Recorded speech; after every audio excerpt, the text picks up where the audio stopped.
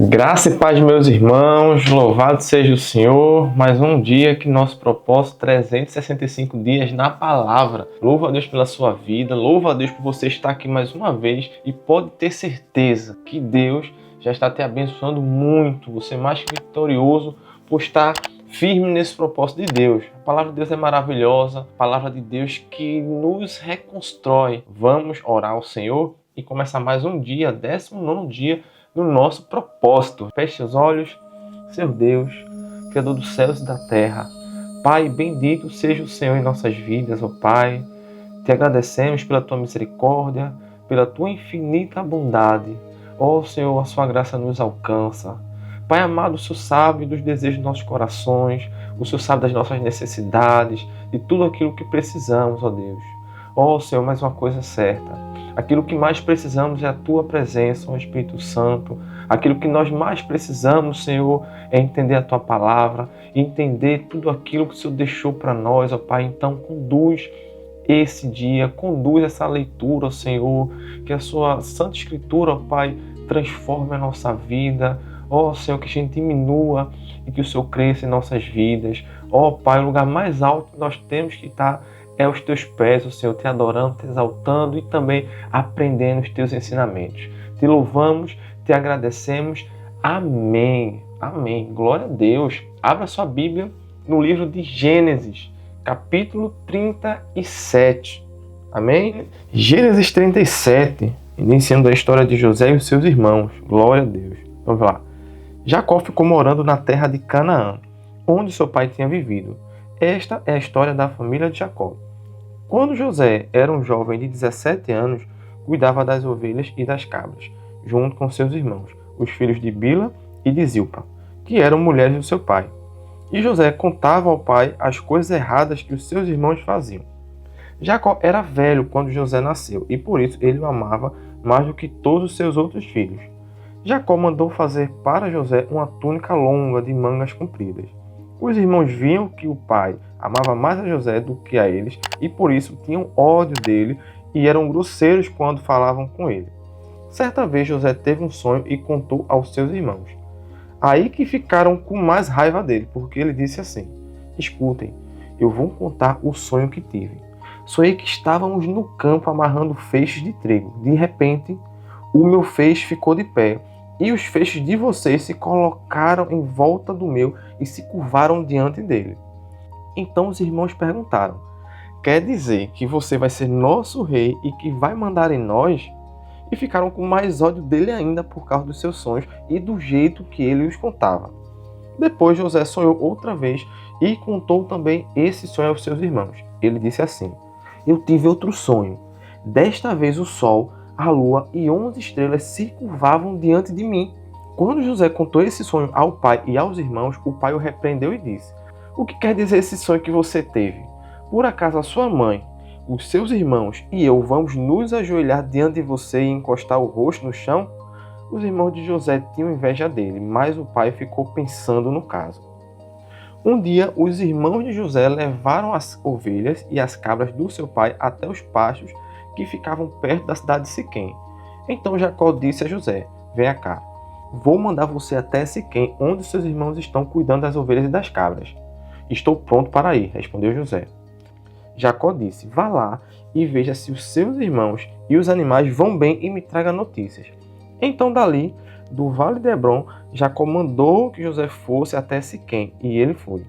Quando chegou lá, ele foi andando pelo campo, aí um homem o viu e perguntou: o que você está procurando? Estou procurando os meus irmãos, respondeu José.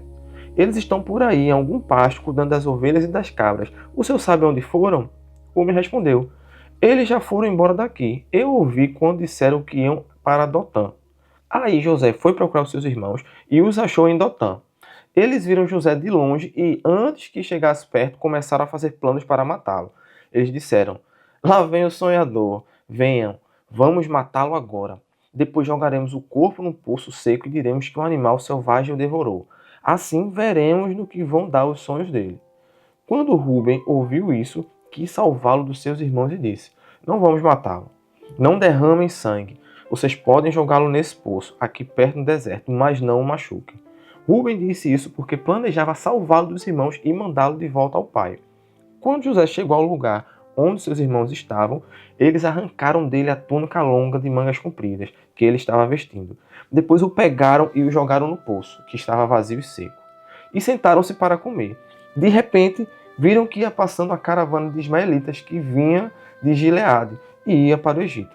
Os seus camelos estavam carregados de perfumes e de especiarias. Aí Judá disse aos irmãos: "O que vamos fazer se matarmos o nosso irmão e depois escondermos a sua morte? Em vez de matarmos, vamos vendê-lo a esses ismaelitas. Afinal de contas, ele é o nosso irmão, é do nosso sangue." Os irmãos concordaram. Quando alguns negociantes midianitas passaram por ali, os irmãos de José o tiraram do poço e o venderam aos ismaelitas por 20 barras de prata. E os ismaelitas levaram José para o Egito. Quando Rúben voltou ao poço e viu que José não estava lá dentro, rasgou as suas roupas em sinal de tristeza.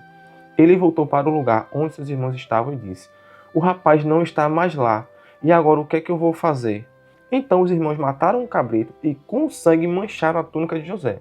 Depois levaram a túnica ao pai e disseram: "Achamos isso aí. Será que é a túnica do seu filho?" Jacó a reconheceu e disse: "Sim, é a túnica do meu filho. Certamente algum animal selvagem o despedaçou e devorou." Então, em sinal de tristeza, Jacó rasgou as suas roupas e vestiu roupa de luto. E durante muito tempo ficou de luto pelo seu filho. Todos os seus filhos e filhas tentaram consolá-lo, mas ele não quis ser consolado e disse: "Vou ficar de luto pelo meu filho até que vá me encontrar com ele no mundo dos mortos." E continuou de luto por seu filho José. Enquanto isso, os midianitas venderam José a Potifar, oficial e capitão da guarda do rei do Egito.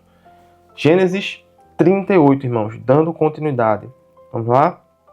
Por esse tempo, Judá se separou dos seus irmãos e foi morar na casa de um homem chamado Ira, que era da cidade de Adulã.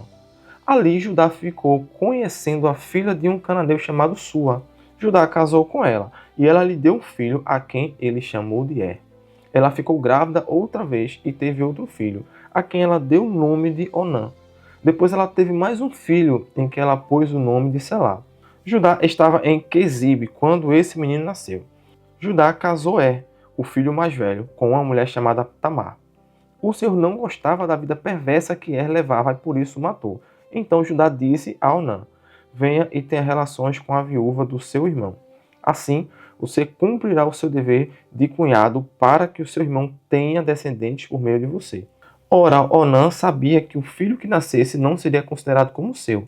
Por isso, cada vez que tinha relações com a viúva do seu irmão, ele deixava que o esperma caísse no chão para que o seu irmão não tivesse descendentes por meio dele. O Senhor ficou desgostoso com o que Onã estava fazendo e o matou também.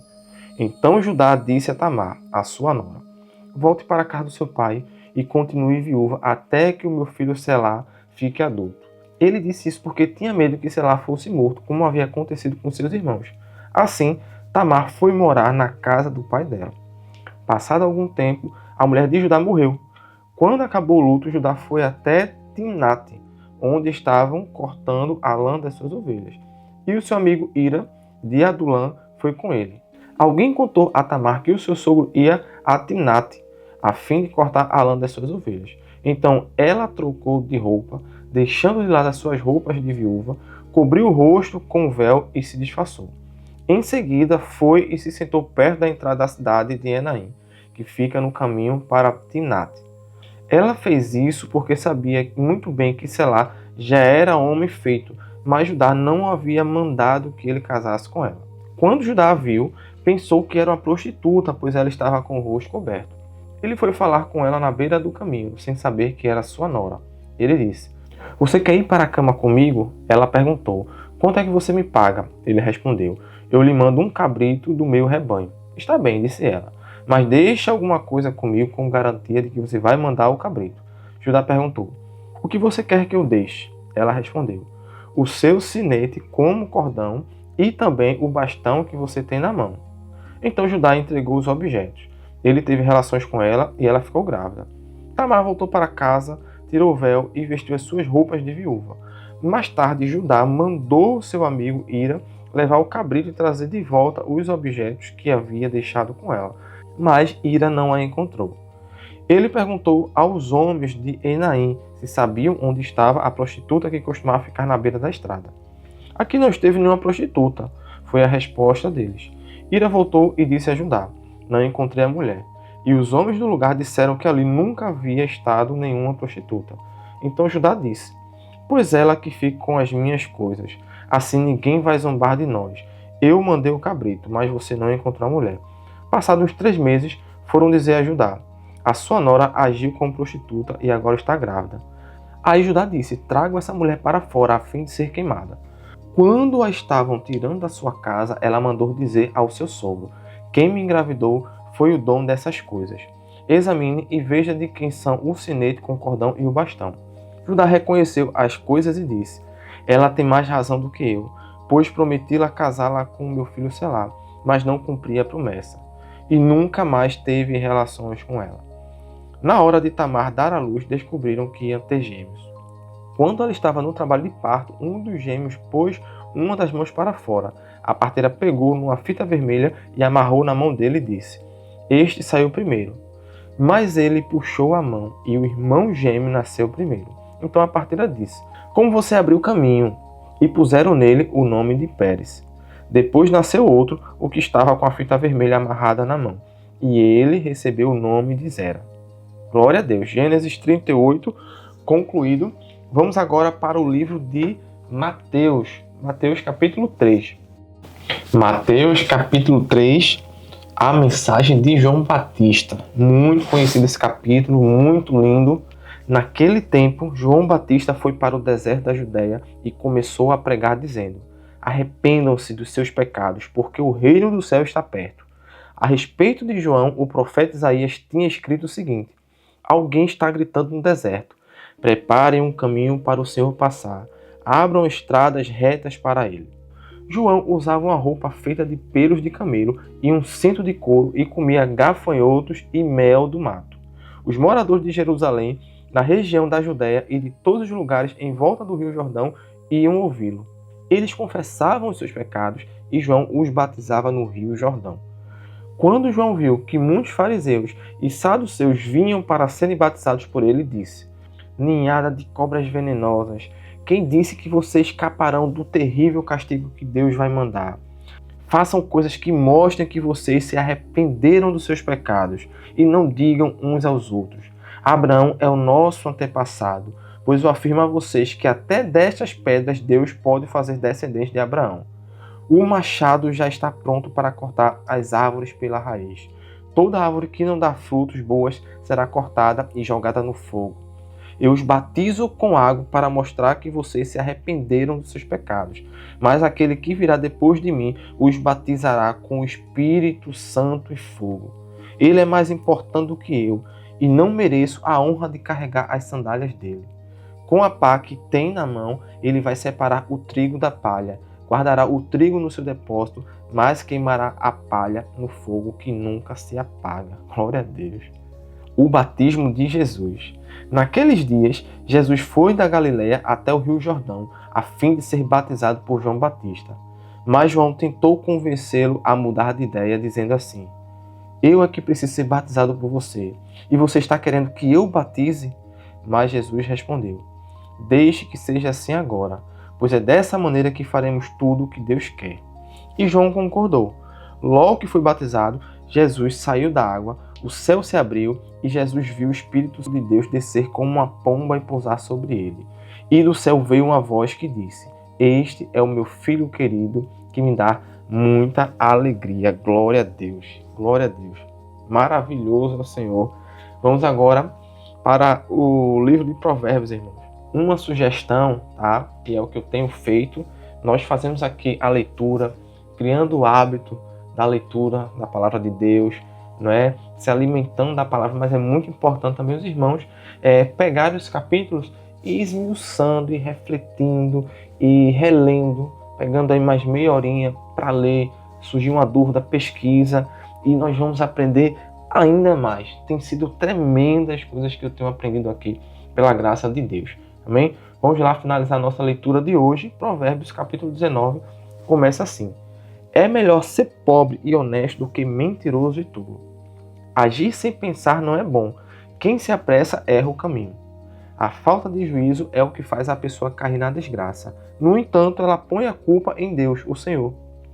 Os ricos arranjam muitos amigos, mas o pobre não consegue nem conservar os poucos que tem. A falsa testemunha não poderá escapar do castigo. Todos procuram guardar as pessoas importantes. Todos querem ser amigos de quem dá presente. Se o pobre é desprezado até pelos seus próprios irmãos, não é de admirar que os seus amigos se afastem dele. Ele se cansa de procurar os amigos, mas eles não se importam com ele. Quem procura ter sabedoria ama a sua vida, e quem age com inteligência encontra a felicidade. A falsa testemunha é castigada e certamente será condenada à morte. Não é bom que os tolos vivam no luxo, nem que os escravos governem os príncipes. A pessoa sensata controla o seu gênio, e a sua grandeza é perdoar quem a ofende. A raiva do rei é como o rugido de um leão, mas a sua bondade é como o orvalho sobre as plantas. Um filho sem juízo pode levar o pai à desgraça. Uma esposa que vive resmungando é como água que pinga sem parar. Um homem pode herdar dos seus pais casa e dinheiro, mas só Deus pode dar uma esposa sensata. Quem é preguiçoso e dorminhoco acabará passando fome. Quem obedece às leis de Deus vive mais. Quem despreza os seus ensinamentos morrerá. Ser bondoso com os pobres é emprestar ao Senhor, e Ele nos devolve o bem que fazemos. Corrija os seus filhos enquanto eles têm idade para aprender, mas não os mate de pancadas. Deixe que a pessoa de mau gênio sofra as consequências disso, pois se você ajudar uma vez, terá de ajudar de novo. Ouça os conselhos e esteja pronto para aprender. Assim, um dia você será sábio. As pessoas fazem muitos planos, mas quem decide é Deus, o Senhor. Glória a Deus. O que se espera de uma pessoa é que seja fiel. É melhor ser pobre do que mentiroso. Quem teme o Senhor terá uma vida longa, feliz e tranquila. Existe gente que tem preguiça até de pôr a comida na própria boca. Os orgulhosos devem ser castigados para que as pessoas simples aprendam uma lição de humildade. Quem é sábio aprende quando é corrigido. Quem maltrata o seu pai ou toca a sua mãe de casa não tem vergonha e não presta. Filho, se você parar de aprender, logo esquecerá o que sabe. A testemunha de mau caráter zomba da justiça. Os maus têm fome de fazer o mal. Mais cedo ou mais tarde, quem zomba dos outros será julgado, e quem não tem juízo será castigado. Amém. Glória a Deus. Leitura maravilhosa. O Senhor falou grandemente ao meu coração hoje. Espero ter falado também ao seu coração. Amém? 19º dia concluído com sucesso. Amanhã estaremos aqui novamente. Amém? Vamos orar ao Senhor, agradecendo por esta oportunidade. Senhor meu Pai, obrigado, Deus, pela Tua palavra. Obrigado, Senhor, por cada ensinamento. Obrigado, Senhor, por cada versículo, Senhor. Continua falando aos nossos corações, ó Deus. Continua, ó Deus, mostrando o caminho que devemos seguir. Mostra, Senhor, tudo aquilo que não percebemos. Nos ensina, nos corrige, nos repreende, ó Senhor. Ó Pai, abrir o nosso coração para que a Tua palavra penetre e nos coloque num caminho que o Senhor pretende que nós estejamos. Ó Pai, maravilhoso são os Teus ensinamentos. Te louvamos, ó Pai, e te pedimos, Senhor, continua segurando as nossas mãos, continua nos guiando e que amanhã nós possamos estar aqui, Senhor, fielmente buscando a Tua santa palavra, buscando os Teus ensinamentos, buscando tudo aquilo que o Senhor quer nos entregar, para a honra e glória do Teu santo nome, porque o Senhor é um Deus de providência, é um Senhor Deus de cuidado, que nos ajuda, que nos orienta, que direciona, Pai, para tudo aquilo que Te agrada. Basta que nós estejamos com os ouvidos abertos e com o coração aberto à Tua palavra, ao Teu cuidado. Assim Te louvamos e Te agradecemos muito, ó Deus. Amém. Glórias a Ti, ó Pai. Mais um dia finalizado. Deixe seu like, compartilhe o vídeo, amém, e siga no Instagram do nosso perfil. Deus abençoe sua vida, Deus abençoe a sua semana e até amanhã, se Deus quiser.